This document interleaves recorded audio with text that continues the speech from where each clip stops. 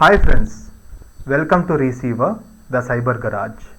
This is Sivasai Reddy Lingala, and today I am bringing to you an interesting topic on submitting arbitrary input on web applications. This is a very interesting core security problem to look at, and let's get into the details and understand what arbitrary input is all about and then how it is creating a security problem for the developers around the world. Because the client is outside the application's control, users can submit arbitrary input to the server-side application. This makes sense, isn't it? Now that the user can submit anything given a search box, given a username, given a password field and given a submit button, they are allowed to do anything that they want.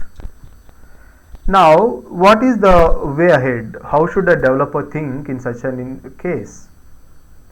The application must assume that all input is potentially malicious. That's how the application developer should think.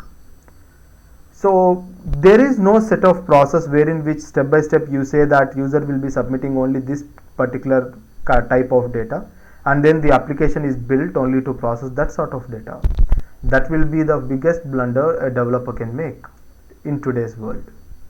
Therefore, it must take steps to ensure that attackers cannot use crafted input to compromise the application by interfering with its logic and behavior, thus gaining unauthorized access to its data and functionality.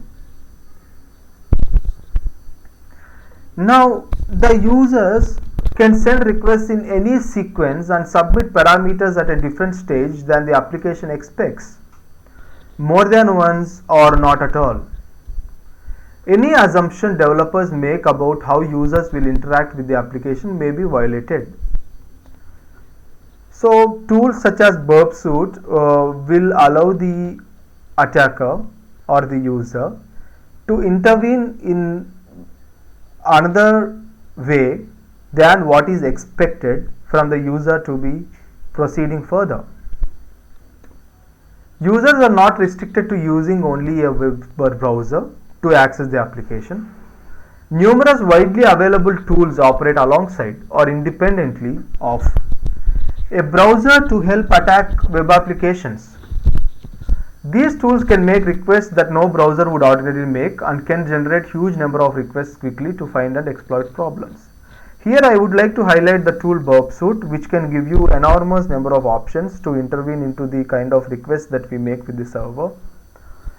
And I will be talking about more Burp Suite more in upcoming videos about how to use it only for the educational and security purposes to stay secure from the hackers across the world, not for any malicious intent. The majority of attacks against web applications involve sending input to the server that is crafted to cause some event that was not expected or desired by the application's designer. Here are some examples of submitting crafted input to achieve this objective. Let us look at them. Changing the price of a product transmitted in a hidden HTML form field to fraudulently purchase the product for a cheaper amount. Yes, we can do this by using tools such as Burp Suite, intercept the HTTP traffic and then change the hidden form field. Next, modifying a session token transmitted in a HTTP cookie to hijack the session of another authenticated user. If the session tokens are not very randomly generated, then this is one of the problems that might arise. Next, removing certain parameters that normally are submitted to exploit a logic flaw in the application's processing. For example, there are 3 to 4 parameters in order for the application to process by cross-checking if you are the actual user who is sending that particular request to the server.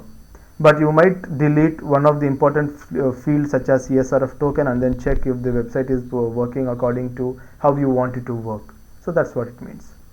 Going next, alerting some input that will be processed by a backend database to inject a malicious database query and access sensitive data. So if you are not, for example, if you are using SQL queries in the backend, if you are not using parameterized queries, if you are simply using a variable to assign the query statement to that variable and execute it from the code, then it might be prone to SQL injection attacks Yes, we will discuss about SQL injection attacks in our further videos. So this step also is possible, wherein which backend database is attacked by injecting a malicious database query. Needless to say, SSL secure socket layer does nothing to stop an attacker from submitting crafted input to the server.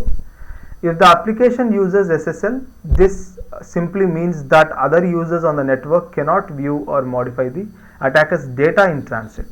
But this does not stop the attacker from submitting crafted input to the server.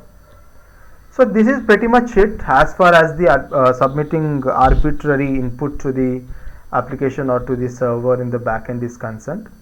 This is Sivasai Reddy Lingala from Receiva Cyber Garage. Thank you so much for watching.